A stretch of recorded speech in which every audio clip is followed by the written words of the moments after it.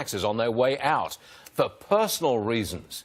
Congressman Jim Renacci, friend of the program, frequent guest, he's on with us now. He's a Republican from Ohio. Welcome to New York. Glad to be here, Stuart, always. Yeah. You ever sleep? I do, on occasions, not very often. Look, this is a serious subject here. Senators Flake and Corker, they're at odds with President Trump in a very personal way, and so is Senator McCain.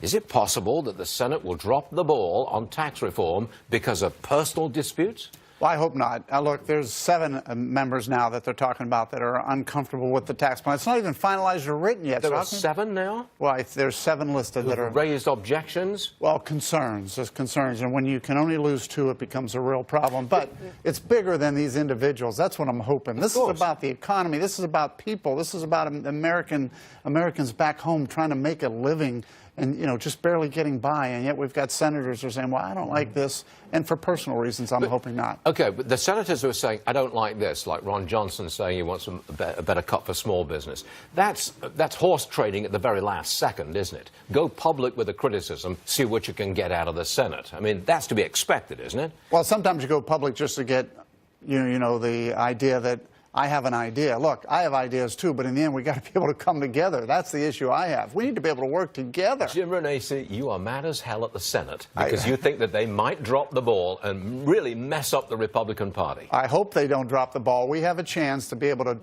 something for the American people, and they need to be able to help us get it done. I keep saying there's no way on God's green earth that the Senate will reject bedrock Republican policy and reject tax cuts. How crazy am I? No, I'm hoping that's not the case, but I would also told you here when it came to health care that wouldn't happen either. Yes, you did. Okay. You want to be reminded of that? No. We keep hearing allegations of sexual harassment and problems in Congress by members of Congress. And yet it is the taxpayer who funds these settlements.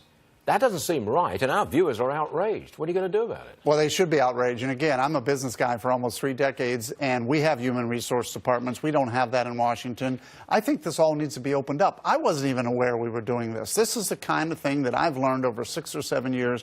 I think it's time to open it up. Let's see. Let's have transparency. We should make sure that if there's issues, just like what happened in the private sector, if there's issues like this, we should open up. I think we disclose everything and show the American people what's going on. What business were you in before you went to politics? I was in multiple businesses. I'm a CPA, but I also had car dealerships, motorcycle dealerships, construction company. I've done a lot out there. But sir, before we go, I've got to show these pictures to our audience. That is you riding your motorcycle past the Washington Monument with Chris Cox from Bikers for Trump. He's been seen on this show. You're still a biker? I'm still a biker. Still. I almost said at your age. I wouldn't say anything like that. Jim Renacci, always a pleasure. Thank you, sir. Appreciate you being here. Appreciate being here. Coming up in